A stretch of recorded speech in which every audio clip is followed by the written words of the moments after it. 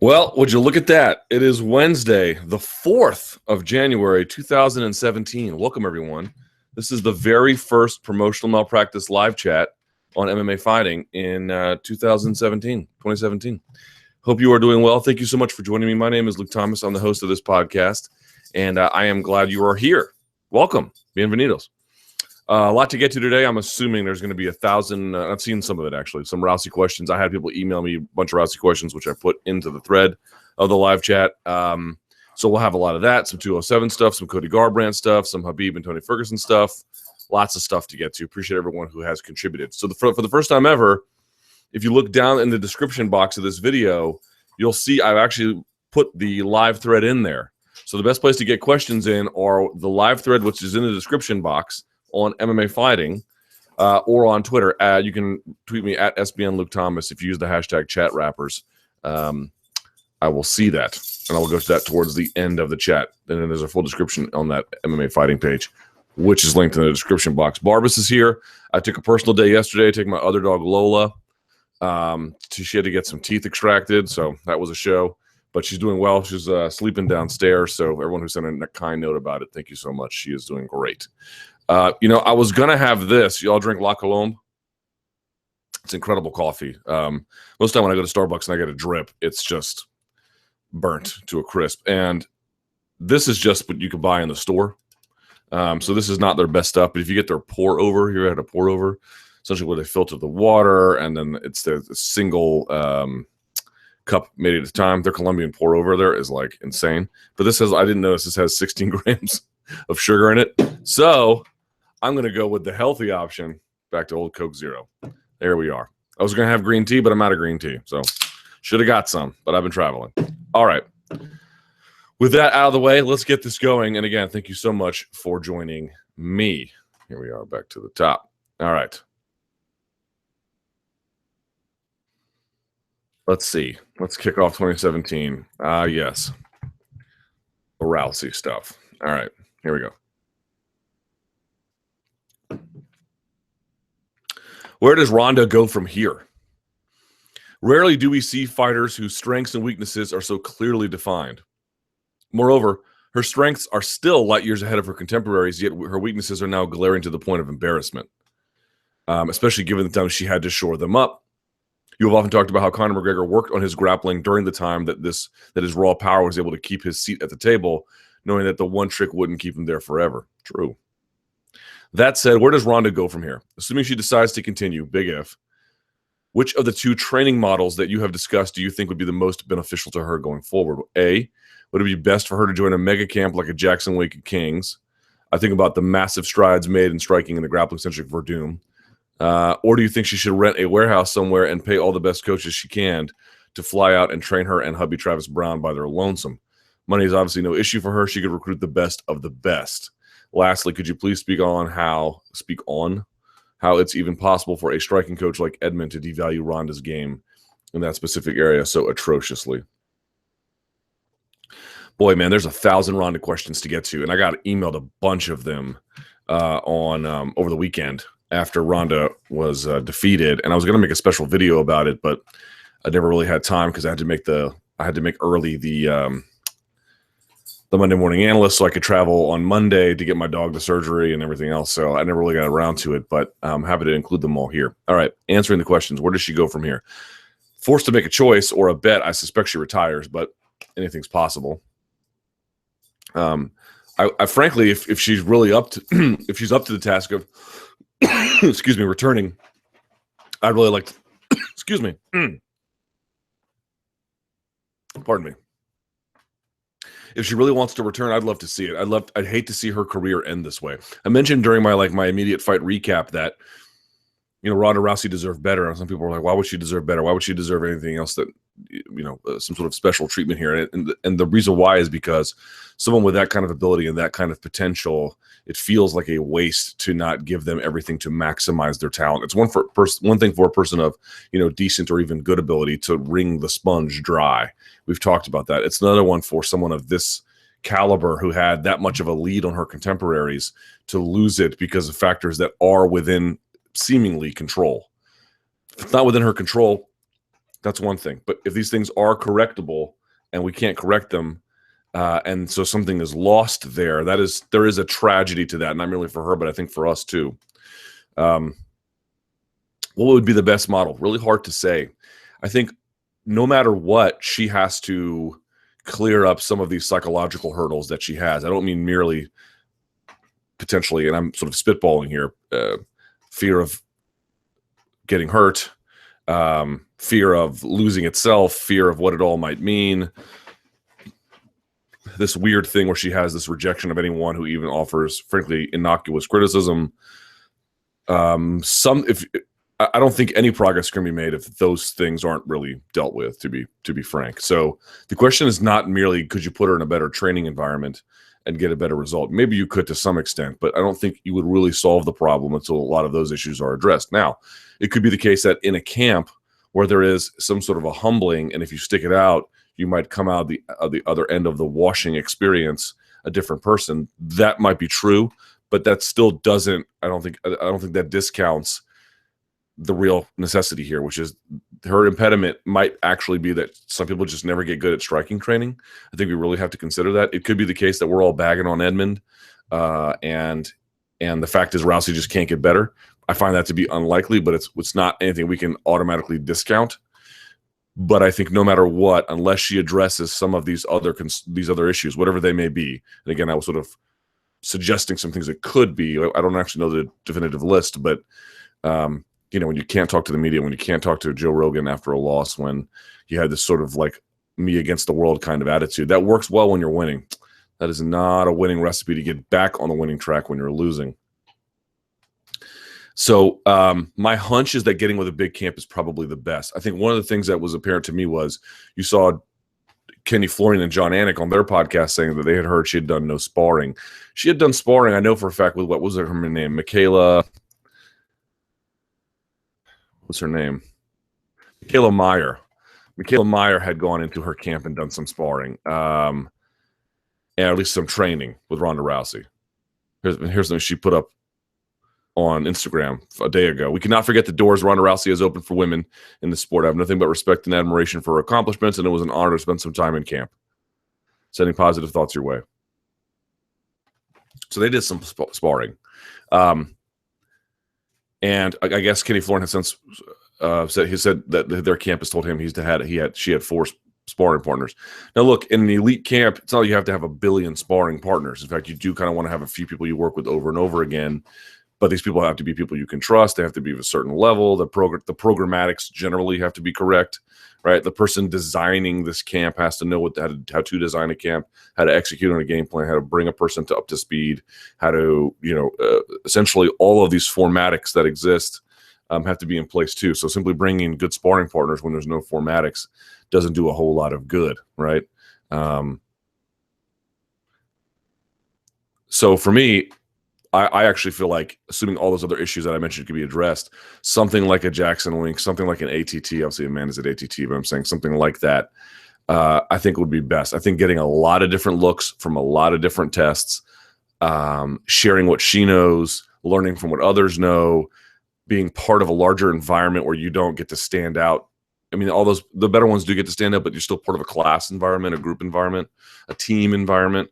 I really think that would be of benefit to her. I don't know if she's the kind of person who would necessarily work in those kinds of environments, but it just feels like among the other things that, again, I've said she had to address, that would solve a lot of the problems, and I think would be the best at bringing her up to speed on, like, we all know she doesn't need to be a good boxer. Like, oh, what's it going to take for her to be a good boxer? Who cares about being a good boxer? What she needs to work on is distance closing. That's what she needs to work on. And she tried, if you watch the Monday Morning Analyst, and it's done really well this week, so I really appreciate everyone who's watched. She tries, I think I counted 3 different occasions to really clinch.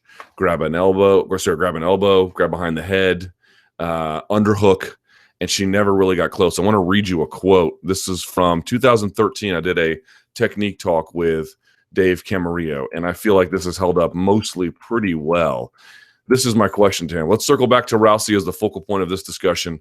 What is the blueprint for beating Rousey? Is it someone who is a high-level jiu-jitsu grappler or something, or would it be something else?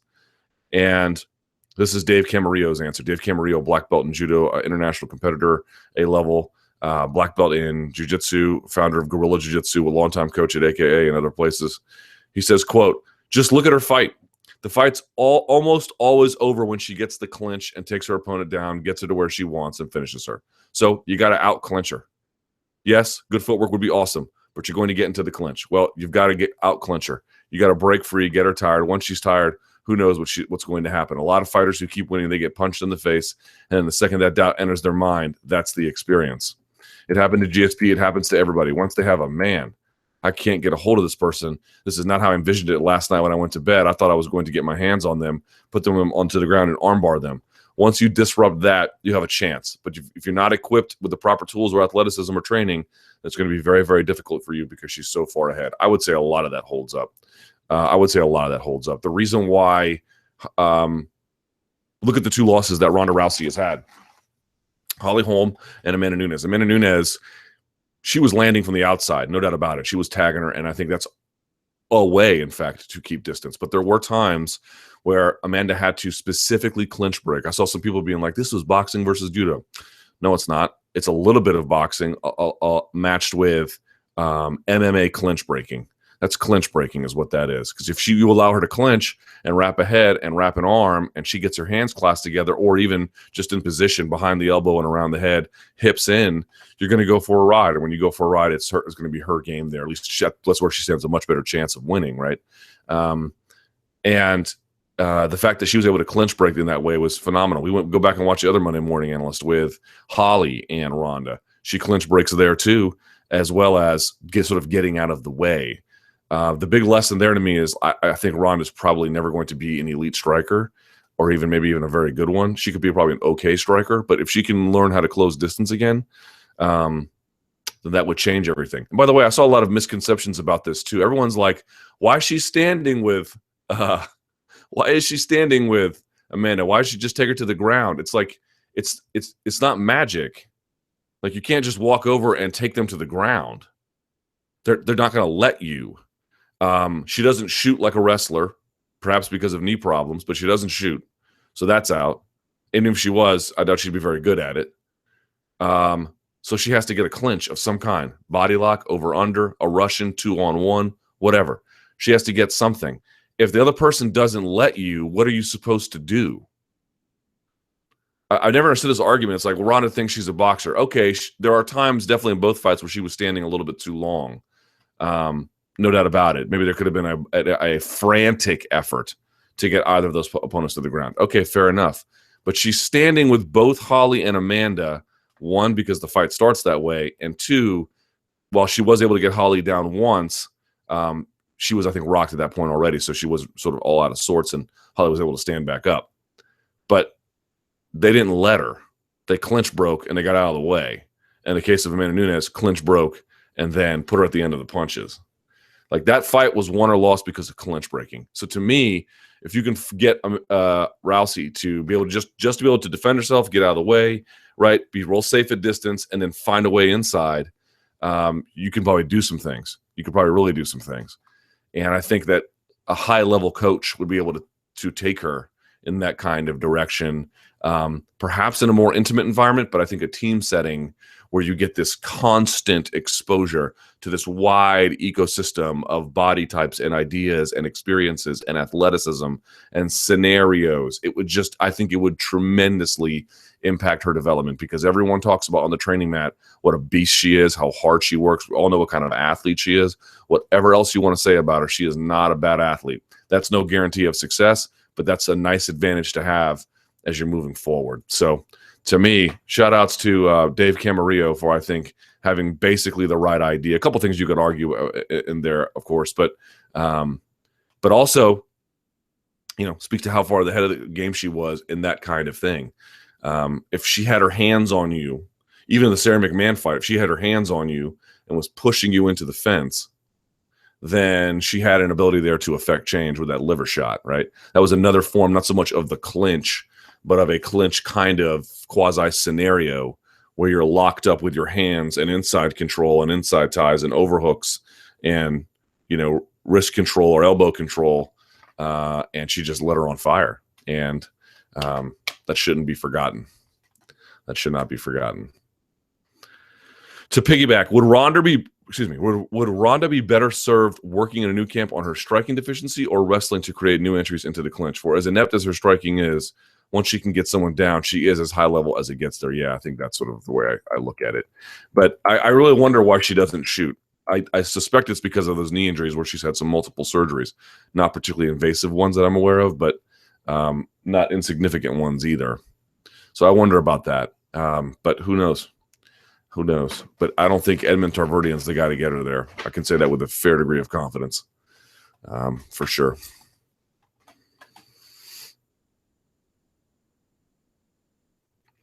If she decides to fight again, I think these might be her 3 best options to take advantage of her top game. Number 1, adopt a grapple box style like the team alpha male, work on her stance and footwork. Maybe that's not the best fit since a lot of those guys have folk style wrestling background and have a low stance to begin with. Yeah, that would not be good for her. Abandon striking altogether and take a Demi and Maya approach. Again, she would need to add on her own takedown arsenal, be able to shoot under strikes, potentially. Perhaps do a more of a traditional tie approach out with the kicks and use her hands to close distance to get to the clinch. I'd say a combination of the second and the third. Although you don't need a traditional Muay Thai approach to close the distance. Those guys are eager to clinch with each other. What she needs is not the traditional Thai style. So actually, let me say the third one. I would say the second one mixed with something else related to striking. She needs some kind of way to not merely close the distance, but in the clinch, have forms of control where they're making the other person clinch with you. It's one thing in a Thai match where if you throw a punch and then you get so in tight with them that it is both fighters' natural instincts to then clinch up behind the head and go to work. Oh, you can't see it. This is the American Muay Thai League. It's a league they compete in the part in DC and other places as well. Just happen to be wearing it. It's one of my favorite shirts. And just naturally clinch. But that's not what this is. Ryan Hall has talked about the fact it's one thing to have really good jiu-jitsu in a scenario where the other person is meeting you on other jiu-jitsu terms. It's another one to have jiu-jitsu where you force another person to be subject to your jiu-jitsu, kind of like Demi and Maya. He forces people to have to deal with that. You have to force someone to accept your clinch. And that I don't think she had through just bullying in. But then when people got wise to it and then figured out how to deal with it, now this question of now she has to adapt again. Everyone's going to adapt. Everyone. The game is going to catch up eventually, even for someone of substantial ability. I think that was the lesson in both the main and co-main event wins. Dominick Cruz was so far ahead of Team Alpha Male that it took years and camps and events and almost generations of guys to finally get the right recipe to beat him. But they did. And what does that tell you? It tells you that Dominick Cruz was way ahead of the game, but that you can't stay way ahead of the game unless you are staying way ahead of the game, unless you are continuously investing in getting better. And I'm sure he was, but it's just hard to do, especially when people have an axe to grind against you. And they had an axe to grind against a champion, and they had an axe to grind against Rousey, champion or not. She was his figurehead, and everyone just sort of caught up with her. But I think in the short run, you do what you're naturally good at. What are you naturally good at? From the clinch, you have an unbelievable ability to take people down and then submit them very, very quickly, almost in a fluid motion. Not all the time, but fair enough. She adapted the game or she changed the game such that she showed you what it was like to be able to get not just submissions quickly, submissions very quickly from the takedown. There was an urgency in her submissions that the jiu-jitsu people don't typically have. Some do, of course, but not all of them. In fact, many of them don't. Culturally, it's not part of the same kind of thing. In judo, because of the rules, when you get someone to the mat, you have to submit them very, very quickly. And that she brought that kind of urgency. She technically innovated the game in that kind of way. And so that's what she's good at. Building from that center space out is what I think you have to do, especially since she has so an extraordinary deficiency in the striking department. Was the Cruz cut over the eye accidental or headbutt, as Rogan said, or was it a kick, as Cody stated? I don't think it matters much. I mean, maybe it was from the Cody kick. Even if it wasn't, would you downgrade his performance? It's pretty well established how well he did,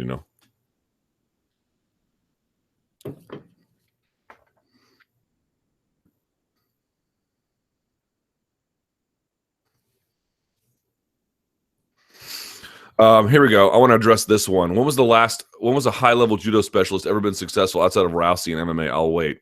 Lots of them have. Judo is simply not an effective form of fighting for MMA. Girls in her division have evolved to learn how to break from Rousey's clinch game. Defensive tactics against judo in the women's division has evolved leaps and bounds. If Rousey can't grab a hold of her opponent and take her down, she's deer in headlights. Most of the time, women have already lost before they step into the cage with Rousey due to many factors. Girls fighting in their prelim, then jumping straight into headlining a fight with Rousey. Rousey having that Mike Tyson aura where girls end up being terrified of her and end up making stupid mistakes a la Zingano. Why else do you think Rousey does that stink face every time she faces off, heads down to the octagon right before a fight? For pure intimidation. Why put in any effort in learning MMA at all if your opponent's going to lose before you ever step into the octagon and face you? Well, there's a lot there to unpack, but a lot of it's wrong, if not most of it. So there's been lots of high-level players from judo. Now, Hidehiko Yoshida, Makoto Sakimoto, I believe Paulo Nastula. You could maybe call, who's the guy in Bellator forever? Rick, the one Mike Chandler choked out. I forget his name now. I feel bad. There's been a lot. And some were gold medalists, Yoshida, Takimoto. There's been some other ones as well, I believe. Am I wrong about Paulo Nastula? Now I'm getting paranoid. Oh, he was quite good. A lot of these guys got into the game very, very late, right? By the time they competed, they were too far gone. And Nastula had some mixed records, to be sure. But there's reasons why you don't see a lot of high-level judo players in MMA. First of all, if you want to count the number of grapplers who've come over to MMA and just absolutely fizzled out, you would not have a hard time figuring out who it was. I mean, there are dozens of them, hundreds of them, who have been good grapplers, come over to MMA and either been washed out or had unimpressive records, to put it mildly. So there's that. Who did I had to go back and look? Hidehiko Yoshida beat, not in judo, but in MMA. Let's see. Beat Mark Hunt. Nishijima, he's just a boxer though. Naoya Ogawa, another he lost to some big ones too.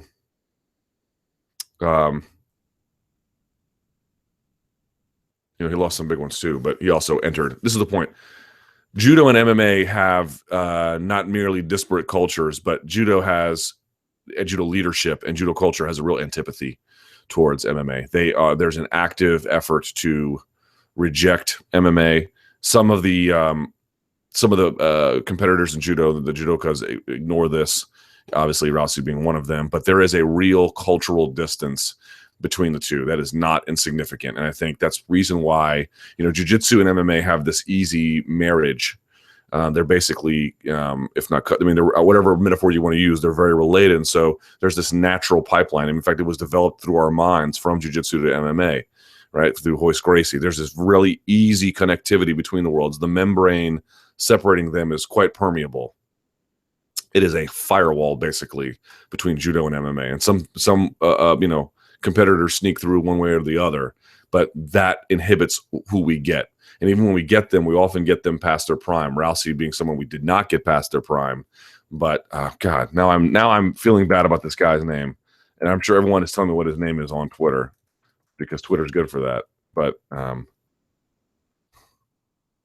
Jesus, Rick Hahn. But Rick Hahn, for example, he was an international level competitor, and but he got into MMA late. Look at Dan Kelly; he did 4 Olympic Games before he ever got. And he was like, international level competitor, but not one of their best. Overwhelming majority of the best judo players ever have never set foot in an MMA ring or cage. Overwhelming majority. In fact, a tiny fraction of the best players ever have. That's not true for jiu-jitsu. Many of the most elite. Not many, but certainly a significant portion of the elite of jiu-jitsu have made their way over, and a good portion of that one bottomed out too. Even the king, Roger Gracie, Marcelo Garcia, right? You could watch those two, you'd be like, I don't think jiu-jitsu works for MMA, and you'd be dead wrong. So there's just not enough connectivity between the two worlds for you to see someone come over who's really good, naturally adept at MMA, and can do what we need in MMA, which is really adapt the next level of judo.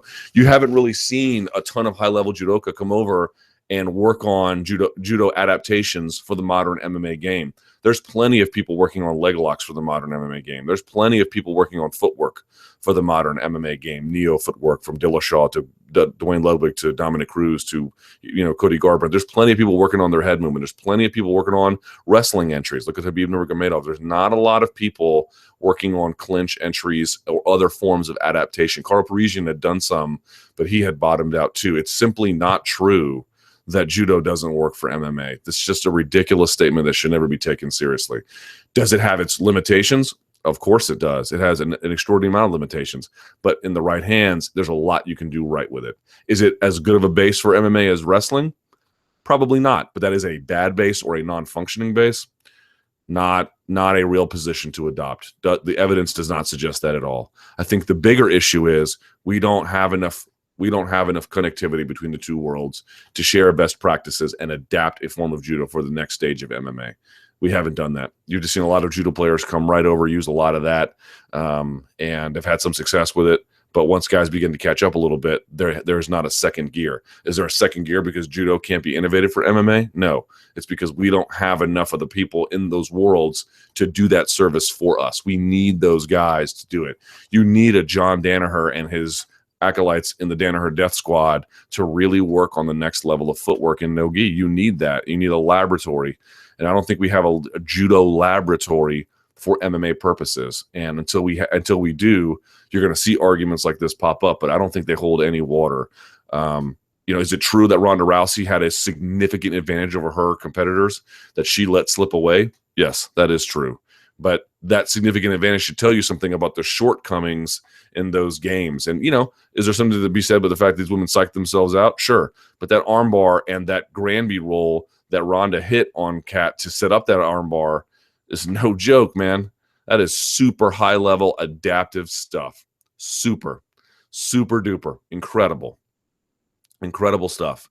And I forget the throw she hit. She may have been a simple head and arm on Alexis Davis. Incredible, super. How about some of the arm bars she hit on Liz Carmouche, adapting to get the leg out to remove the hook on the inside thigh? All kinds of stuff she's done.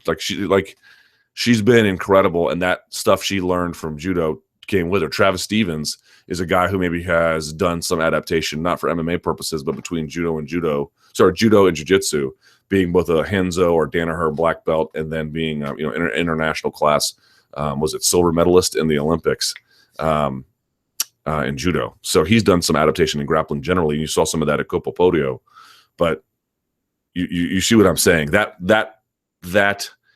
That process doesn't happen, and as a consequence, you just get these guys working on themselves versus in the MMA world, everybody's working on this sort of like adapted jiu-jitsu. Let's go down, shall we?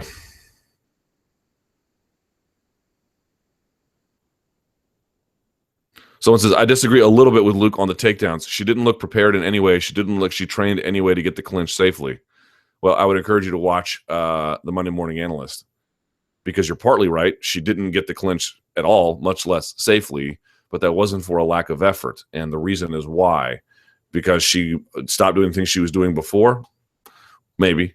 Or because Amanda never let the clinch get started before she stopped it. I think I would argue that's a big part of it too. The mysterious fall of Johny Hendricks. Hey, Luke, I want to get your thoughts on possible causes for the career slide of Johny Hendricks. Although some people can argue a case for him beating Neil Magny on Friday night. I thought that Neil won, but I know what you mean. The main ingredient to his game that made him so successful in his run to the title years ago was his striking. Majority of people suspect Hendricks of using PEDs in that time because of the power is the last thing to fade when you're declining. Yet for Hendricks, it was the first, though it's hard to perceive the impact that his power has today because of his activity rate for strikes that had him back was non-existent when he fought Fitch, Condit, St. Pierre, blah, blah, blah. He would jab with his right to set up his big left, and he would rush inside of you and overwhelm you with combinations. In his last 3 fights, he has thrown single left-hand shots, not even attempted to follow up like he used to. The aggression is no longer there, and neither is his creativity to be successful on the feet. To me, it seems ignorant on some people's part to just assume Hendricks was cheating without him actually failing a test, although you can understand that assumption. I think the weight cutting through his entire life played a big part, another reason in the sport evolving past a particular style. Blah, blah, blah, blah, blah. So what do you think? All right, look. here's the elephant in the room. Everyone and their brother has like PEDs, USADA. Can we definitively exclude the impact USADA has had on Johny Hendricks' career? No, you can't. There is something to be said that the timing potentially means nothing, but it is coincidental and is at least one theory that would explain the decline. It would explain it. But to the point that this person raises, there might be some other things that you should consider. Number one, he had a number of, and just hear me out, a number of personal failings. I mean, opening a restaurant and then losing all that. I mean, just to be clear about this, I guarantee you he took a financial bath on that. That doesn't weigh easily on someone, and that wouldn't explain why you lost power in your left hand. But I'm sort of saying I wouldn't, even if it was USADA being true, I wouldn't say that would even by itself explain everything. I think a series of professional and personal failures. But to me, the bigger issue is this is a guy who's been cutting weight probably since he was in his teens, if not before that. And I think he has ultimately, absolutely, and unequivocally wrecked his body as a consequence. Chris Lieben has told me that he is on medication the rest of his life because of damage he's done to his endocrine system as a consequence of weight cutting. So I don't know why Johny Hendricks would be exempt from that. Now, again, that also could be true, and USADA could be true.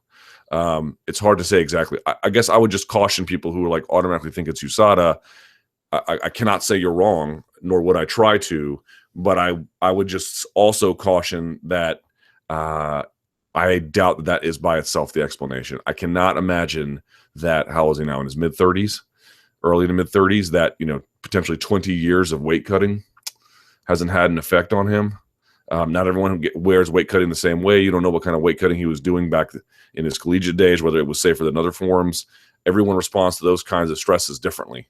And you can't say weight cutting is super dangerous and has all kinds of ill effects and then be like, well, it's only USADA. Could be, but I doubt it's by itself. I think there's some factors at play. And I really think that, to me, when you go through a series of professional and then personal failures and you've done lasting biological damage on the former,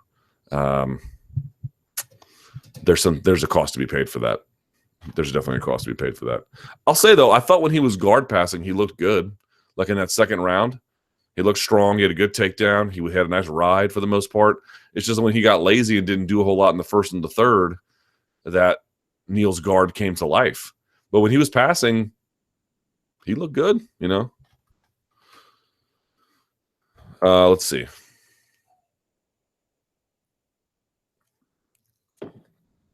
Someone asked, Luke, can you explain what's going on in this video of Dana White saying a fighter is bigger than you? He didn't say a fighter was bigger than me. He said Nate Diaz was bigger than me. And then he said Nick Diaz. Neither are bigger than me.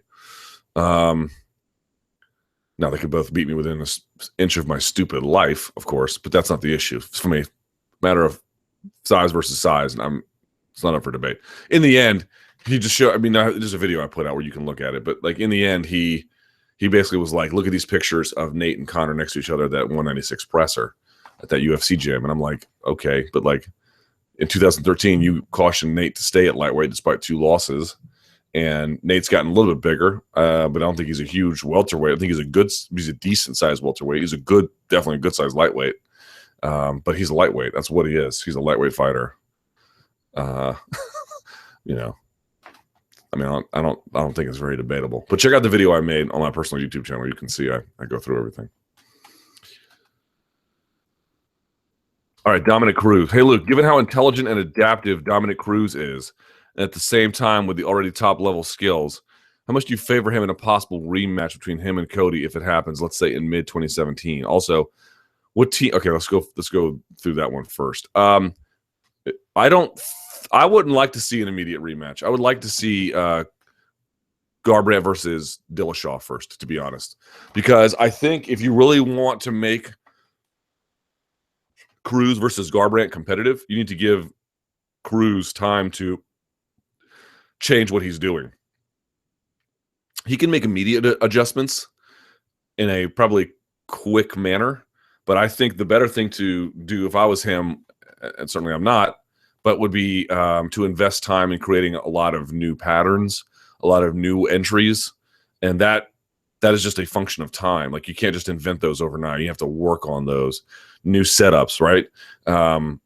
I did a technique talk with King Mo. It's coming out here before too long, And one of the points he makes, I'm not spoiling it, but one of the points he makes is that, like, Khabib Nurmagomedov, like, does he have a wide array of takedowns? Yes, he does. But what really makes him unique is not that he has all these innovative ways to take you down, but he does have innovative entries and innovative setups.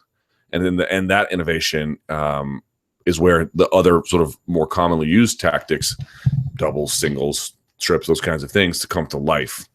And I think if you can give time to Cruz to create some new setups, that would create some parity, because as that fight went on, it did not go better for him. I mean, maybe you could say Cody took off the fifth or something, but the third and fourth rounds, he got housed. He got housed big time, Dominick Cruz. And it just looked like, to me, the big takeaway I had from that one was, one, the defensive work of Cody Garbrandt has gotten dramatically better. Two, I think he still throws hooks, but his punches are getting more and more chambered as time goes on.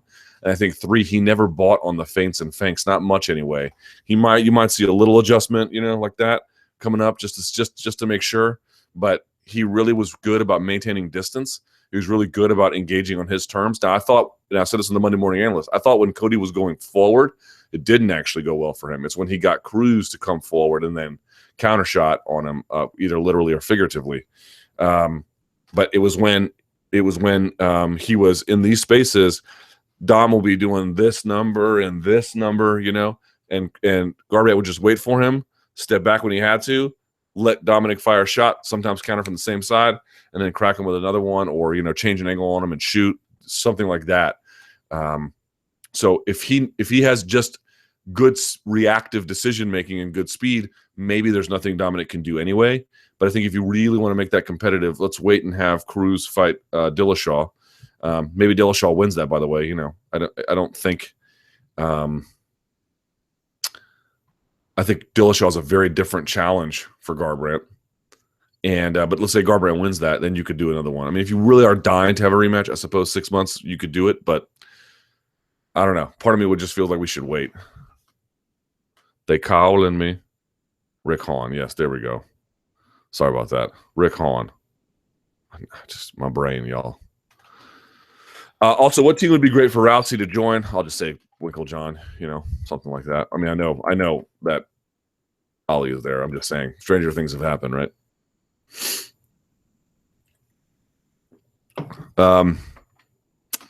Cody No Love. Now that Ronda lost and potentially may never return, you think Cody, he put Garbrandt. That's my new dog's name. Instead of Barbas, he's Garbrandt. Is now the second biggest star in the UFC, may become one of the biggest stars. I don't think we have any way to really measure his star power, and I think that a star was born on Saturday night or Friday night, but I don't think he's a star yet. I think just the birth happened, not the growth at all, but he could be. I think he's got star potential for sure. But no, I don't think he's a star yet. Next for Nunes. I think it should be pretty clear that the next fight for Amanda Nunes should be the Shevchenko-Pena winner. I agree. If Shevchenko wins, do you see a rematch with Nunes going the same as their first fight? Shevchenko seemed to take over in the third round previously, and this time there will be 2 more rounds. I really wonder about that, because Shevchenko has what it takes to give Amanda Nunes problems on the feet. Now, she got overwhelmed a little bit in those first 2 rounds, but she came on at the end of that second and took over in that third.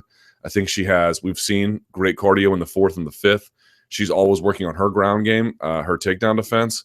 I think I'm not saying Amanda Nunes would lose, but that is an extremely competitive fight, and there's a very powerful case to make for Valentina Shevchenko in that one. Yes, absolutely.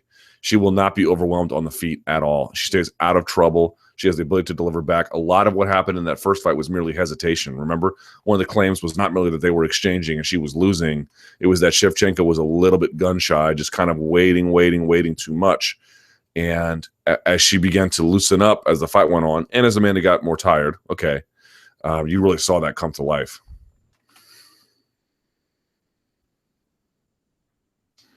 Amanda Nunes. Do you think Amanda Nunes is now a pay-per-view star that she defeated 2 of the biggest names in women's MMA history? It's going to be weird to see. She defeated Miesha Tate at UFC 200, which sold over 1 million buys, and 1 million and then some, and didn't become a big star. Now, beating Ronda Rousey is a much bigger deal, at least from a media standpoint, than beating Miesha Tate. But I think if it was just a function of, like, who did you beat, did you become a star, I definitely feel like that helps a lot. And again, maybe she turned a corner here. In fact, it might even be likely that she turned something of a corner here. I definitely feel like more people are going to know who she is moving forward, but I just don't see how it's deniable at this point. The WME, it's like they botched the promotion of this, just flat out botched it. And I made this point before. Number one, it's why would you want to have Amanda Nunes as a big focal point of your media blitz? One, because you might get more people invested. Look at what she did to Miesha Tate. She's a super big threat to Ronda Rousey. You could have been like, right. You've been like, you know what? She's a serious threat. She's a champion of this weight class for a reason. You'd look a lot better in the end. First part. Second part, as an insurance policy. Oh, damn, Rousey lost, might never be back. Good thing we gave people a lot of heads up about who she was. There's that as well. Three, it's not a zero-sum game. It's not that if you take away airtime from Ronda and give some to Amanda, you're lowering your level of exposure generally. There might be a point where if you had a gross imbalance, that would happen. But if you take a slight degree away from Ronda to give extra attention to Amanda, that can pay dividends as a pivot point in the event of a traumatic and devastating loss, or a loss even generally. And they skipped out on all that. And like, is it true that the biggest way to get Amanda a star is to beat someone of the, who has the highest Q rating, like Ronda Rousey? Yes, that is true. But those efforts can be buttressed. So, like, in the end, to your point, if Amanda ends up being a big star, I realize the UFC can say, well, or Dana White even can say, well, look, I was right in the end. She became a big star. But that's not the point. The point is not whether she was able to turn a corner beating Ronda Rousey in devastating fashion. It was how much bigger could she be if she had been promoted fully the last two events, especially the last one. If y'all had really dug your heels in and let her do a media blitz, and she's trying to speak English, and I think does a pretty good job of it. Obviously her spoken English is a little bit limited, but her English comprehension is actually quite good. You ever notice she rarely ever asks you to repeat the question, and she still basically gets the nuts and bolts of it correct? Not an easy thing to do, So her listening comprehension skills are good, and her speaking ability is coming along rapidly, very, very rapidly. And I can tell you that, like, even with my wife, when we first started dating, she was, I would call it like professional level in English. She could work in an English language environment at a corporate office. But even since we've been together, her English language speaking skills and writing, of course, too, but speaking especially has gone through the roof. Being an American top team, there are other Portuguese speakers there, but being in a relationship with Nina Ansaroff, this is not a small thing. This will affect her ability to speak English better in a rapid fashion. Trust me. I guarantee you in 1 or 2 years' time, Amanda Nunes is going to have very, very good English, and being in a relationship with an American or a native English speaker in any way can have a dramatic effect on that. I know you asked about Shevchenko. I'm just sort of pointing out. But long story short, they missed the boat on that. So is she going to be a big star? I think definitely this was a major boost to her career. I just wonder how much bigger it could be if they had really done this with industry best practices, which they did not. You think Amanda Nunes? Yes, paper star should be too big. Garbrandt versus Dillashaw. Who would you favor in the UFC if the UFC made this matchup? Man, this is a tough one. This is a tough one because I think Dillashaw, and I made this point before, he wrestled against Lineker, even though he broke Lineker's jaw in the first round, which is just wild to think about. But I do think he likes to strike more. I do think that's true. And I wonder if he could create patterns or entries. Obviously, it's not his style of striking is not the same as Cruz's. They both use a lot of fakes, feints, switches, unusual entries, right? Just ways to look over here and then the end over here kind of thing, I wonder if he might have the puzzle solved, and if he has a bad way to get Cody to the ground. I wonder how much Cody is not merely just good. We know he's good, and we know he's powerful. I wonder how much he was well-schooled for Dominick. That, to me, is one of the questions. We just simply don't know the answer to that. We know he has tremendous defensive reactive ability, right? Dun, dun, dun, dun, dun, that kind of thing. And we know he's got big clubbing power. We know he's got great cardio. We learned that in this fight. He can go 5 rounds. Maybe he slowed down a little bit in the end there, but great cardio. Very, very serviceable cardio at a bare minimum, right? So that's good. But you still have to wonder how much alpha male just kind of finally got a system to beat Cruz. versus how, is Cody just this new bantamweight world beater? He might in fact be a bantamweight world beater. I'm just saying, I think it's at least fair to ask that question until the Dillashaw fight happens, and we can evaluate what happened there. I'm not ready to count out Dillashaw just yet. I'm not.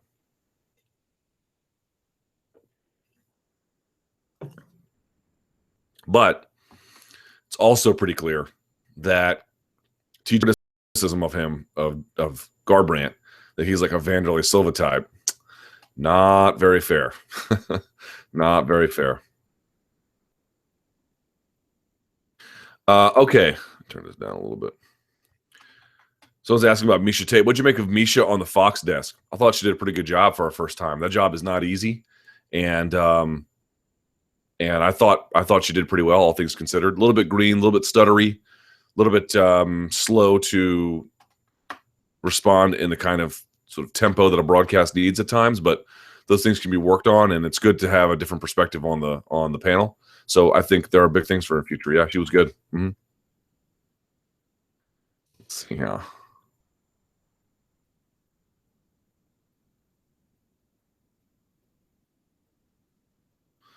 Amanda's post-fight antics. Luke, you've made your position on fans' expectations of sportsmanship and fighting very clear, and to an extent, I agree with you. I don't necessarily have an issue with Amanda getting in Edmund's face after the win, or the verbal taunting on the mic, or the social media memes and taunts. That isn't the issue. I do have to raise my eyebrow, however, that I keep noticing other fighters getting applauded or being given a free pass on things that Ronda has been ripped apart for. If Ronda had gotten in Mike Brown's face after winning, or had won and posted memes taunting Amanda, let's just be real, a lot of people would have filled their diapers over it real quick. Is there hypocrisy in MMA fandom? Yes, of course there is. Also, is Miesha Ronda 3 a fan service type of fight worth making? God, no. I mean, she needs something. She needs a tune-up fight. Is what she needs. Miesha doesn't want. I don't think Miesha wants that anymore either. Maybe she does, but I don't think so. But yeah, let's be clear about that. There is no consistency in fan reaction. A lot of people are like, "Oh, I was mad at what Cowboy Oliveira did because he missed weight." Okay, all right. So apparently that's the new thing. If you miss weight, you can't taunt. So Amanda didn't miss weight and taunted, and no one said anything. Okay, that's true. But if Rousey had done that, then you're right. I think everyone would have lost their minds. But then you could say, okay, but Rousey wasn't the one who was overlooked. She wouldn't necessarily have a reason to do that. Okay, so now we're adding rules to it. Now it's you can't miss weight, and now you can't be the favorite. I'm not exactly sure where this ends. You see what I'm saying? Is this general culture that everyone makes up that everyone else is supposed to buy into? If those are your own personal, ways in which you want to view the world, that's fine. I'm not here to argue with you. You're allowed to think that these kinds of things are unsportsmanlike. By any other definition, they would be unsportsmanlike. But the problem is there are all kinds of ways in which we do allow for unsportsmanlike conduct, that it's not a blanket ban. Like it's not like, oh, I saw some people like, when the fight's over, I don't want to see unsportsmanlike conduct. Okay, that might be your individual way of looking at the world, and I don't have an argument with it. I'm not here to police the way in which you enjoy the sport necessarily, at least not on those terms. But you can see here we have an extraordinary amount of unsportsmanlike conduct, and no one seems to care all that much. I mean, I think I saw some people getting upset about it. But then look at that MVP dance. He's doing the dance where he's like pretending to get knocked out. I thought that was a little low class, to be honest. But like, I didn't make a big stink about it. I don't really care, to be honest, because what am I going to do? I'm going to tell a grown man, take this off Twitter, take this off Instagram. It's his own life. He can live it however he wants, And I think MVP is actually a pretty good guy. And he spelled Ronda with an H. So, there's a bit of self-ownage going on in there. But like, and I did see people speak out about that too. But like, a lot of people just didn't care. I just didn't care, And I didn't care what Cowboy Oliveira did. And I don't care what Amanda did.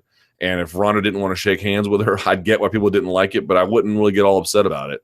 There is definitely times where we allow for unsportsmanlike conduct after fights by winners. That's the defining connectivity between Cowboy Oliveira and Amanda Nunes, weight issues aside, and that needs to be acknowledged. Oh, when the fight's over, I want guys to shake hands. I do too.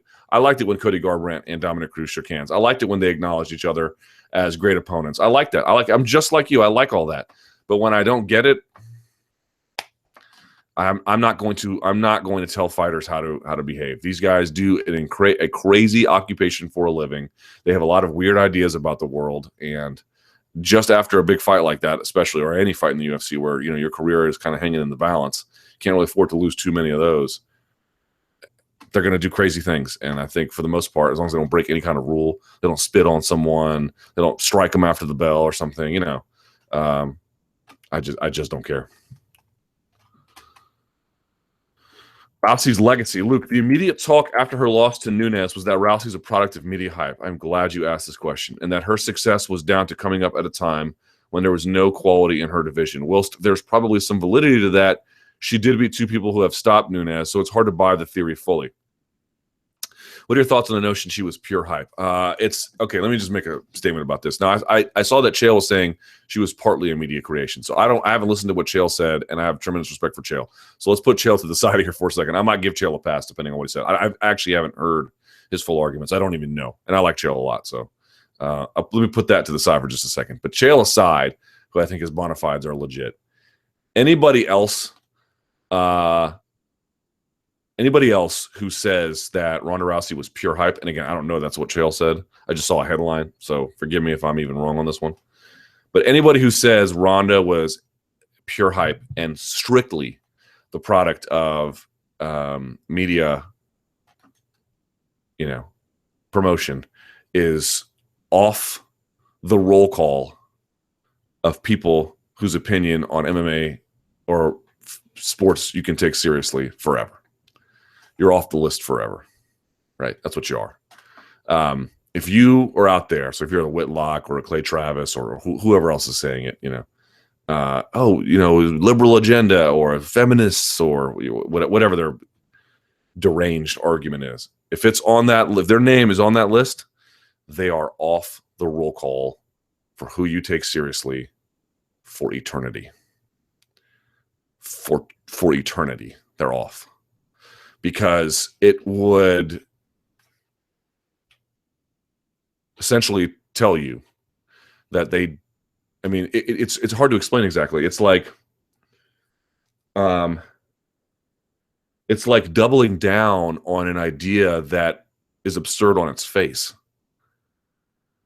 Tom Brady, I don't want to compare Tom Brady as one of the greatest quarterbacks ever, but certainly you can say, I don't know. I'll give a small example, something to the effect of,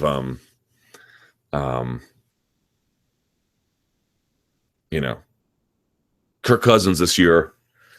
We told you he was a media hype. He wasn't even as good as Rex Grossman this year. You'd be like, Rex Grossman's not even in the league, or he might be in the league somewhere, but I don't think he's even in the league. Like Kirk Cousins is a okay to good quarterback, but he's not. Like, what are you talking about? And being like, I told you it was media hype. I told you Rex Grossman was better. You'd be like, dude, what are you talking about? Like, that's clear. It's like demonstrably not true. Why is it not true? Well, okay. Is it true? Let's start with the bad stuff. Is it true that there was some media hype around Rousey, and in some ways significant, that was totally out to lunch? Where it was the media, when we say the media, what do we mean? Could be anything from media, digital media that focuses on women's issues. To some extent, the MMA media probably has some culpability. Certainly the larger sporting media has, I think, the most culpability. But generally, when we look at this larger, world of media, was there some hyperbole about her at her peak? 1,000% true. Being on the cover of Ring magazine was laughable at the time, and I think a lot of us were like, and is certainly laughable in retrospect. That whole fighting Mayweather thing was a ridiculous waste of everyone's time. Is she a feminist icon? I've always found trouble buying into that idea, quite frankly. Or that she is, preternaturally intelligent and has this incredible sensibility. It's like, she also tweeted a video about Sandy Hook trutherism. So, there's a lot to dislike about her. There's a lot to dislike about any person, but she has her healthy share of it as well. And there was a lot about the kind of things people were trying to turn her into that was never really real. And that part is true. But here's the part about Ronda that has to be acknowledged. Let's take every portion of her identity that was hyperbolic and magnified by the media or transmogrified into something it's not. Okay, let's take all of that, put it aside for just a second, and let's talk about her actual record. Her actual record is extraordinarily distinguished. So to me, when someone says, well, she's just pure hype, it's like, what on earth are you talking about? Yes, if you want to say, hey, Rousey conquered MMA, is boxing next? Oh, this is such an insane thing to say. Sure, okay, fair enough. But the truth about Ronda Rousey is that all the things we can say definitively she did put together is truly special. Right? So when someone's like, she's pure hype, it's like, oh God, you can't be serious. You just can't be serious, bro. What did she do? There were things she did for the sport that I think, independent of what happened in the cage, although the two are related because she had this incredible success rate early and through the middle part of her career. Part of it was just that. Part of it was that she helped through this wild success to promote women's MMA, to promote women's sports in a way that we hadn't really enjoyed before. And look at what she has created around her. You got Paige Van Zandt and Michelle Waterson headlining to great ratings on Fox. You've now got a 145 division, and maybe that division is trash, but there is one now that they made, and certainly 135 has been an incredible success for them, as has 115. And Invicta Fighting Championships is struggling along, but women's MMA is here to stay. I feel like it is a major component of modern combat athletics. There's a market for it. People like it. The women are getting better by the day. And we just have to accept that fact. And a major catalyst for that were the pioneers, yes, that came before Ronda Rousey, the Julie Kedzis, the Megumi Fujis, the Tara LaRosas, and you can go on from there. But Ronda Rousey, I'm sorry, she kicked it into high gear. She just did. And you have to give her a substantial amount of credit for that, okay? Here's the other part about it. It's not merely, like, what is her achievement? She beat a bunch of women and then she lost and then she helped promote MMA? No. She raised the level of performance across the entirety of women's MMA, certainly within her division. And certainly I think in MMA generally. She showed that if you are in any way weak in the clinch against someone who can do these kinds of things, however in limited supply they might be, you're going to get in trouble. And she also showed that there is a market for people who can combine submissions and takedowns into almost one dynamic motion, or at least one straight coordinated line of attack in ways that jiu-jitsu often doesn't have. And if you have the athleticism to bring it to life, this is a way in which you can win and beat people, including silver medalists in wrestling, including jiu-jitsu black belts, including all-around well-rounded experience. Is it true that she had this incredible lead on her opposition with some glaring weaknesses that she never addressed, and that everyone not so much caught up with the things she's good at, but found the loophole to take advantage to make sure that everything she is good at doesn't really apply in the way that it used to? Yes, that is true. And that is a big stain on her career, and we can acknowledge it. It's not like Ronda Rousey has done everything amazing from the word go. These failures are an indictment on her coach, to some extent on the limited nature of judo without increased adaptations. Yeah, all these things are fine. Her record is not perfect, but her record is exemplary. It is truly exemplary. She fought in a way we hadn't seen before and was doing things in MMA, including in the men's game, that we didn't see before. Carl Parisian had a lot of fun tossing Diego Sanchez around. He didn't turn it super quickly into an armbar. That is a new thing. That's a new thing that comes from judo that we just don't have a lot of. Even the other judo players like Yoshida, like Takimoto, they were real kind of slow with some of their submissions. Not all judo players are the same, of course. Not all the schools are the same. She was the product of Jimmy Pedro's school, which was really diligent about newaza. And tachiwaza as well. She was really diligent about that. And she was doing things that were freaking amazing. Going right from takedown directly into mount, and not just occasionally, routinely torching people like that. That is a technical adaptation, a technical improvement that made all of her contemporaries better. And this is the fact of the matter. People like Rousey, and there are other factors in play as well. 3 years ago, especially in women's MMA, might as well be 30 years ago. The level of sophistication and rapid improvement in modern MMA, and especially right now in women's MMA, which has further to go, but that means they can go faster, is extraordinary. It is extraordinary.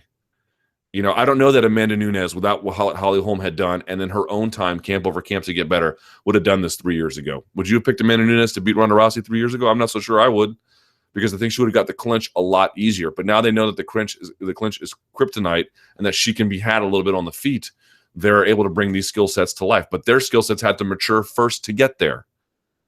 So this idea that like, was there a part of her story that was just fiction? Yeah, of course there was. I mean, who could say otherwise?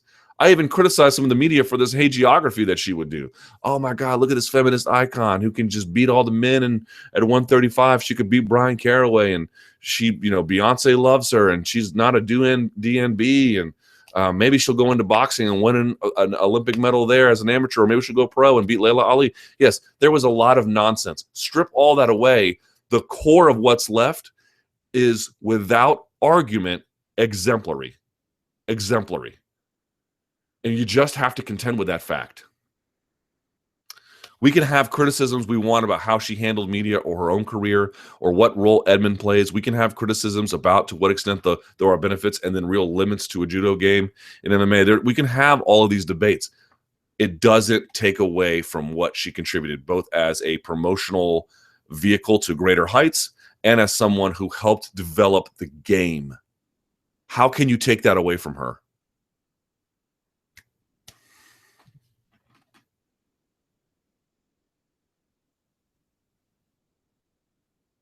One says, personally, I disagree that the division has completely moved past her. I don't think the division's moved past her either. I think some of her top contemporaries clearly have given her a lot of trouble. But is it conceivable that she could regain a title with a vastly different approach and some time away? I don't see why that's so crazy. Perhaps unlikely, but not crazy. Someone says she's still a contender, just needs a renewed approach and change of scenery, change of thinking, camp, coach, switch, blah, blah, blah, blah, blah. Outside of Nunes and Holmes, she's beaten almost all the top-ranked women. Maybe she'd have trouble with Duran to me. Yeah, because Duran to me is amazing in the clinch and can strike on the outside. Amanda Nunes and her future as champion. Hey, Luke. And by the way, last thing on this. Listen to what even Amanda Nunes was saying about Ronda. Yes, I'm a jiu-jitsu black belt, and yes, I can strike, but I've been investing every camp to beat Ronda Rousey. She had to think of it years in advance and then apply that and then diligently work on it over time as an investment to then cash in on it when the time came. But it wasn't like she was like, oh, I'll just deal with her once it's my turn to fight her. No. These girls were investing, and these ladies, were investing a while ago to beat her because she had an extraordinary target on her back. Which makes sense. But like, to just take that away from her, I feel like is manifestly unfair. Ronda Rousey has given us a lot, and we should very much be appreciative of that fact. Whatever else you want to say about her. As much as Ronda showed huge gaps in her game last week, Amanda Nunes looked cool, calm, and clinical in her striking. Yes, that's true. Her devastating striking also put the Miesha Tate away in the first round. I think a strong case can be made for her having one of the most dangerous first rounds in the UFC. Agreed. How do you see her matching up against Shevchenko and Pena? Shevchenko, I think it's. We'll have to see how Amanda's cardio looks late, because she does put all those heavy punches in, But I think Shevchenko is the better striker. She's just a little bit outsized, has a gap on the ground too. So it'll just have to see how Amanda fights her. On the ground against Pena, that's also true. Could Pena get her to the ground? Probably. But on the feet, I think Shevchenko has a substantial advantage over Pena. I'm looking forward to that fight. I think that fight will tell us a lot about the future of this division.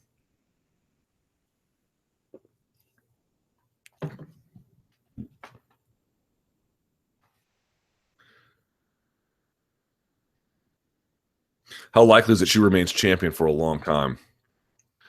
I don't know that that's that likely. I think Shevchenko's a real test. Give Zingano another shot. You never know what could happen. She's tough. But that division is coming along pretty quickly. Robbie Lawler, Nick Diaz. What are your thoughts on Nick turning down the Robbie Lawler fight? It sounds like he wants a championship fight. So I am extremely disappointed that he turned that down, to be honest. I wish he would. I thought that fight needed to happen. I thought it'd be amazing. But apparently he just wants the big fights. What are you gonna do? John Lineker. What's next for old Johnny Lineker? I don't think he's too far out of the top 5. Heel up the jaw. get back to the drawing board. I just like to see him add in a little bit more novelty and originality in his game.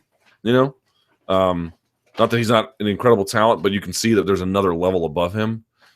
It wasn't merely that Dillashaw was able to do his offense in some kind of way. I always ask this test: look at the two guys who fought. Look who won. Look who lost. A lot of times you can just look at in a macro abstract perspective who had the more dynamic looking offense, who was doing more interesting things, more different things. Dillashaw, like he just there's a level of dynamism above what John Lineker's doing. So it just goes back to the drawing board. He's still young. He's still got a lot of reason to think he's a good competitor. I don't think he's too far out of the top. I mean, he's certainly top 5, maybe not top 3 in that division, but pretty near it. Diaz brothers. Hi, Luke. Just wondering why you think the Diaz brothers have a cult following and are so popular. Because they're so good. They're so original. They're so authentic. They didn't go to Cambridge, but I think they're very smart. They are in a world full of phoniness related to, Ronda Rousey being the next thing in boxing. They are the real McCoy.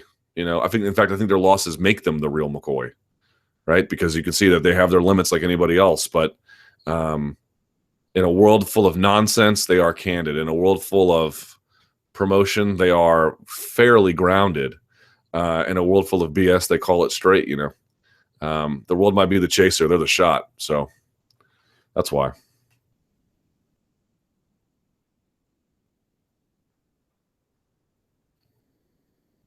What are your personal favorite fighters to watch and your top time favorite fights?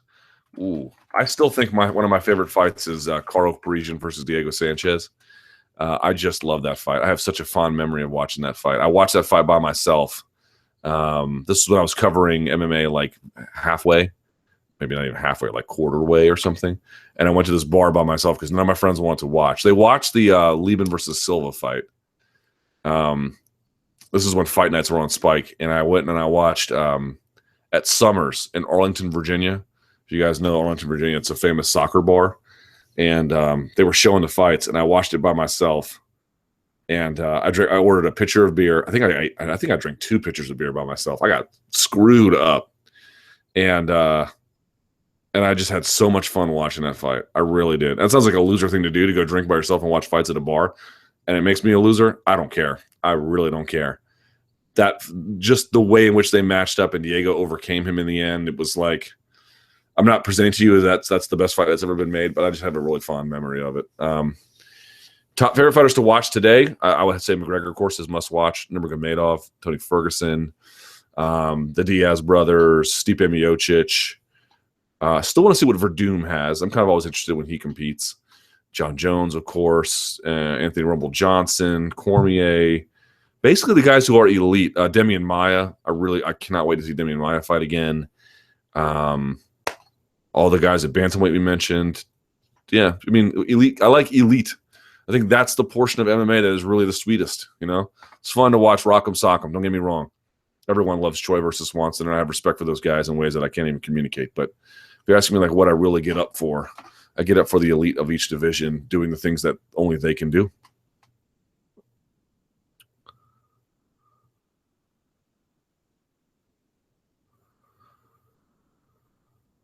Good question, because I actually listened to it yesterday.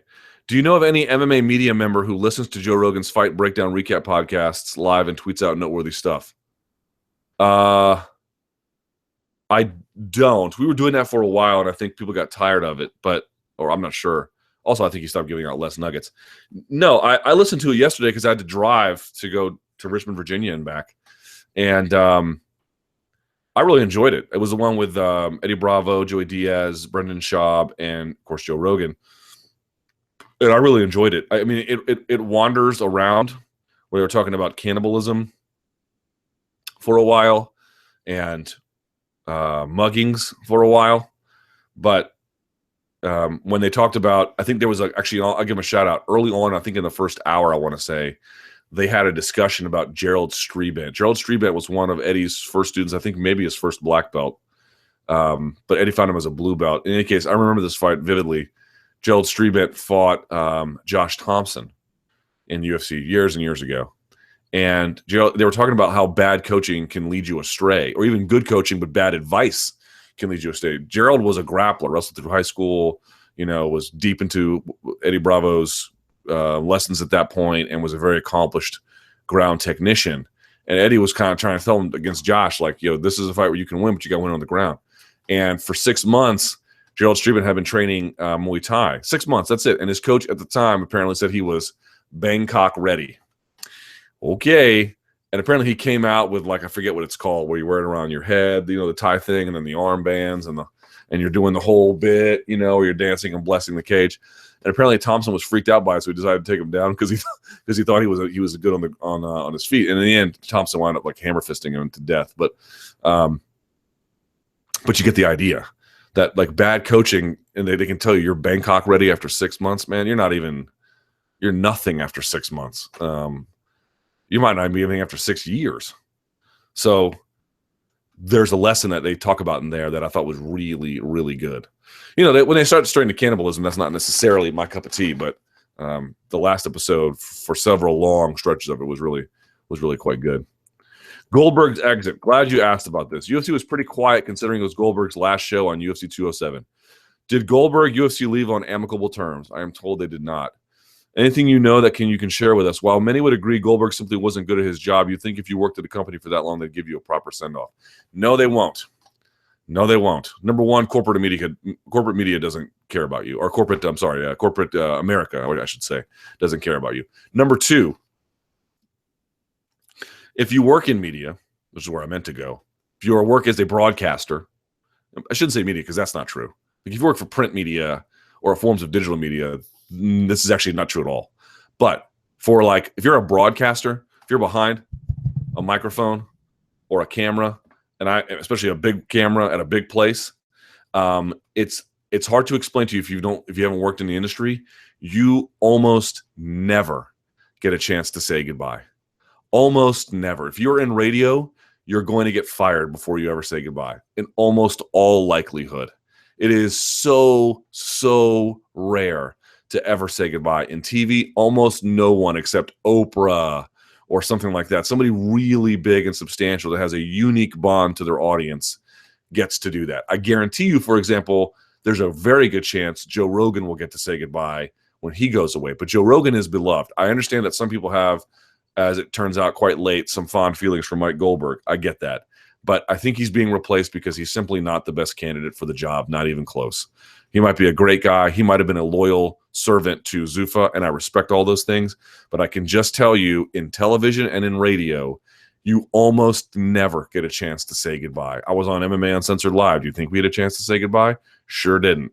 I've been on radio shows that have been canceled. Do you think you get a chance to say goodbye? You certainly do not. It never happens. The fact that he even got to say just a few words at the end of that broadcast, I won't say that he was lucky, but I would say that even that is slightly unusual. The idea they were going to have some big send-off for him, it was never going to happen. He was being replaced because they want someone else. Like, why would they give him a chance to say goodbye? They don't, I hate to put it in these terms because it sounds harsh and cold and cruel and unfair, and it is, but it's also the world we live in. They don't want him there. They're not going to. That business is insane. You want to be a broadcaster? You want to be, a television star? Okay. See how often they give you a chance to say goodbye. It basically never happens. Chris Berman might get a shot because Chris Berman's been at ESPN for 30 years and helped build it from the ground up. And you might say Goldberg did it too, and Berman's not good at his job. Well, ESPN likes Chris Berman better. Whatever the case may be. Let me tell you, the fact that he got to sign off even at all is unusual. That if you're expecting him to get like a cake and like to say goodbye like Vern Lundquist did, not going to happen. Not going to happen. All right, let's go to the Twitter machine. Is there anyone Rousey has beaten you would favor over in a rematch, Tate or Zingano? I wouldn't favor either of them. Maybe Tate, but I still think Zingano would get clinched up. Could Cody Garbrandt headline a pay-per-view after that performance on such a big stage?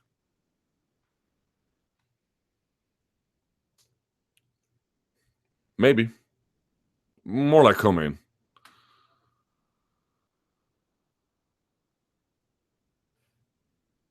Wait, what?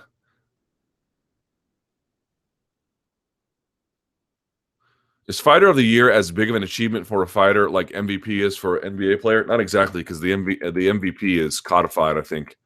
There's only one of them. Like, individual media outlets can have their own, but there's only one MVP as voted on by stakeholders.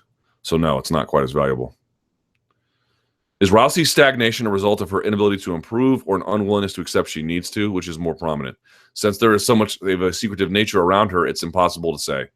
But certainly whatever they're doing there together is not working, whether it's her own inability to bring her game to life in the cage, whether it's an inability to improve, whether it's Edmund's inability to handle someone of that kind of level for continued adaptation. Hard to say. But there you go.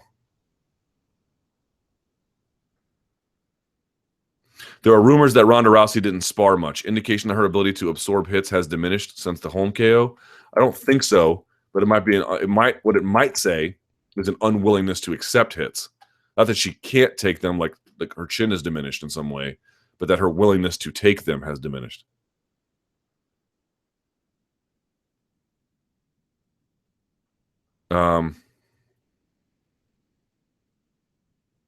Someone's asking, how is the MMA Journalist of the Year? I think you mean who. Rogan said, CM, Conor McGregor doesn't deserve equity. He is well paid for his bouts. He doesn't add UFC money outside of his own fights. Thoughts? That is for Conor McGregor and UFC to decide, but that's an interesting argument that Joe makes. Oh, this sucks. Just had to unexpectedly put my dog down yesterday. You, as a dog lover, have had to do that. Not yet. These are my first 2 dogs. So I'm very sorry to hear that, friend. Condolences. True, false. Rousey is champ after 1 year dedicated training under a major gym coach. I'll say false, but who's to say?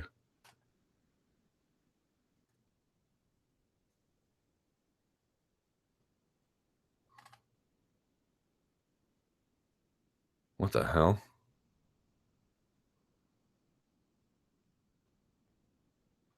Who is this? Michael Rappaport? Rousey has white girl privilege? Oh, God. Oh, God. Thoughts on Ric Flair's deadlift form? Do y'all see Ric Flair? Ric Flair was 2 nanoseconds from Snap City. Like, he does like a Romanian, like, straight leg deadlift. But I don't think he was intending to do a Romanian straight leg deadlift. I don't know how many times you can tell people the erectors in your back, they're small muscles that can't do a whole lot. You need them, and they are part of the deadlift. But, yeah, that's not what you're lifting off the floor. Why the hell did Dana White make Misha Tate do all those damn interviews with Skip and all uneducated MMA media? I feel bad. I don't know that Dana made her do that, but Fox Sports probably asked her to do that as her role as now someone who is on Fox Sports. And I'm actually glad she did, because at least you can get Misha on that show who has a respectable opinion about things. That makes it better, I suppose. Someone's asking about this. Would Cody belong at number 5 on the pound for pound list? I think pound for pound, like, even if you beat the number 3, pound for pound is not a place where you can be like, oh, now I'm number 3. Pound for pound is more like a body of work. Also, why I objected to putting Ronda Rousey on pound for pound, by the way. But it's part of a larger body of work that you have to accumulate over time. So, like, certainly that win against Dominick Cruz is significant, but it's by itself not enough to be number 3, maybe not even number 5. Despite only fighting once in 2016, is Ronda a candidate for the worst 2016? Yeah, she certainly is. Not a lot of talking about Eddie Alvarez. What's next for him? I think he's still in shock. But, I think he'll be back too. Personally, I like to see him versus Nate. Me too. Well, sort of.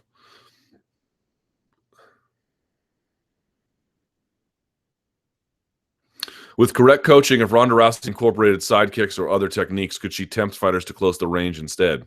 Potentially.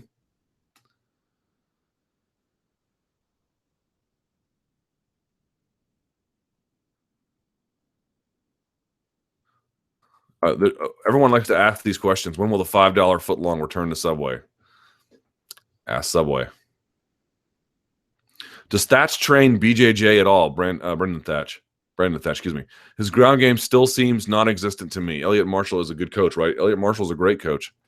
I think Thatch has performance issues. Maybe I've heard some training issues, but he doesn't lack for athleticism or striking. Just because you train BJJ doesn't make you. I don't know how many times I got to say this. People are like, well, I thought he trained BJJ. So what? You could train BJJ for 20 years and not get very good at it. Not everyone gets good at it. Not everyone can get good at everything. Some things people get good at, some things people don't. There's a general level of achievement that's attainable given a certain amount of effort, that some people will get there quicker, some people will get there slower, some people will never get there at all. But, right, not everyone gets good. Ronda should follow Misha and Hendo and retire to do grappling EBI tourney. Oh, that's in her interest. Rousey's next career move dictated by WME. Can they ruin acting plans so she can fight and help repay UFC debt? I don't know about all that, but certainly it's going to be interesting to see to what extent her relationship with WME helps guide the next chapter in her career. Thoughts on Bisping Woodley catchweight fight at 180? I'm not saying I don't want to see it, because who wouldn't want to see it, but that's not. I'd rather those guys defend their titles. How does the UFC build the women's 145 division? Slowly and unevenly. True or false? Eric Del Fiero is the most underrated top coach at MMA. Ooh, that might be true. Fantastic coach. He wins some, he loses some, but he is always, or very usually, either winning or at least competitive. Could Ronda Rousey start a pull guard game like Crone? How is she going to pull guard if you can't grab a hold of someone? You have to have a nice grip on someone to pull guard. And you have to be able to wrap your body up around them as you do it. So how are you going to pull guard? Go to a gym and try to pull guard on someone. If they don't want you to pull guard on them, either by clinch breaking or by stepping out with a weak hold, you'll just fall flat on your back. You have to be able to get a hold of someone to pull guard. A lot of schools will, like, for example, they'll start sparring. I don't agree with this, but it happens. Okay, in training, it can be different because they can ask you to do this just to work on your guard, not as a way to, like, necessarily take that attitude towards a tournament. But they'll be like, they'll line everyone up and they'll say, grab a partner. Okay, one of you is everyone on this side of the room, you're going to pull guard, and then you're going to go. You're going to live roll. And so you'll walk over, but the person over there will let you pull guard. But to do it, you got to get a nice hook on their lapel, or their nice grip on their lapel, or a sleeve in a lapel, or even better yet, the neck. I mean, there's a lot of ways to pull guard, I suppose, but you got to get a grip on them. You can't just walk over and do it. And Kron Gracie's able to do it, I think, in part because Kawajiri eventually got tired or maybe didn't care. But also that ring is like this. It's a 90-degree angle. It's a lot easier to corner and trap someone and dig underhooks. You have to be really adept at sticking and moving and bobbing and weaving to avoid that. I don't know if Kron's going to be able to have the same kind of success with someone who can, jab his face and get out of the way in an open octagon,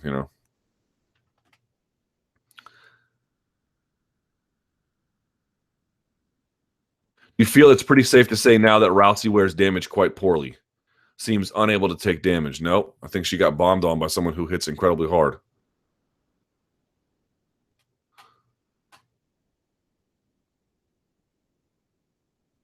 Garbrandt versus Dillashaw for thoughts when he did that one. How does Ronda Rousey's loss affect Conor McGregor's bargaining power? I think it ups it quite substantially, but I don't know that it fundamentally alters it. Oh, Brock Lesnar suspended by USADA for 1 year. Don't think Brock Lesnar's not coming back, because he is. Don't think he's not. Don't think he's not coming back. Telling you, boy. He might not, but still. He could. Maybe he can go to Bellator. That'd be amazing, wouldn't it?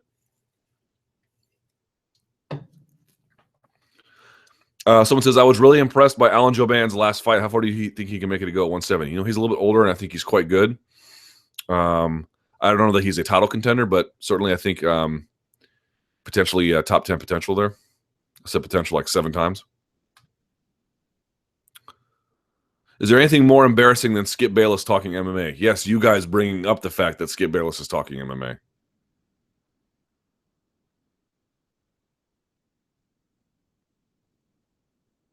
If Rousey came back but took a Maya approach, we've already been down that road. It appears, Luke, when looking at Ronda's last 2 fights, it appears that she has simply lost confidence. Why are analysts forever looking for the magical answer when it seems pretty simple? Because it's not so simple, because that is you reading into the situation. I don't think she lost a lot of confidence in the last one. I think she was sort of bothered by the world crashing down on her. I mean, I don't think she was afraid of Holly Holm. I think she still thought she could beat Holly Holm, and I think she thought she could beat Amanda Nunes too. She may have looked, I think there's an argument to be made, she maybe have looked a little bit not so confident pretty quickly in the fight. But just sort of saying things like, oh, it's so obvious, she looked like she lost confidence. You're just making some kind of like, you know, Monday morning quarterback assertion about things that we don't know to actually be true.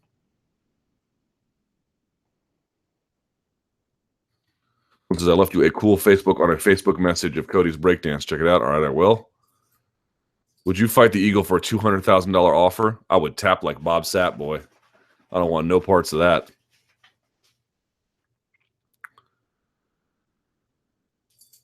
What was better, Cody's breakdance versus Dom or Nick's push-up versus Silva?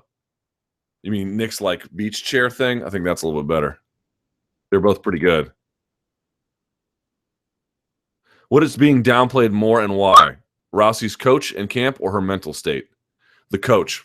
Everyone is bagging on the coach now, but the coach issue was big beforehand, and only now is it getting the treatment. So like now it's all up in your face, but that should have been explored much more widely prior to the fight, and it wasn't. And there was a lot of things about her mental state that were explored before the fight that are only now, I think, taking a back seat to the coach. So it's probably the answer is both, but in different ways. But if you're asking me like right now, everyone's like, Edmund's so terrible. Timeout. We should have been talking about that a long time ago. Okay, there's a lot of unanswered questions, so I apologize. I'll try to get to some of these written a little bit later on. Chrome Gracie, by the way, we think of Gracie versus Kawajiri at Ryzen. Yeah, there you go.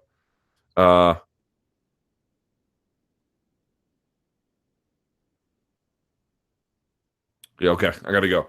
Appreciate everybody watching. Thank you so much. Please give the video a like. Thank you to everybody who watched the Monday Morning Analyst. I'm very, very pleased with how it turned out this week. If you look in the description box below, you'll see the thread where all these questions are, so you can time everything up if you want, if it makes it easier. And tell folks about the live chat. I really appreciate it. 2017, we are here. Let's do some big things this year. So thank you so much for watching. And until next time, ladies and gents, stay frosty.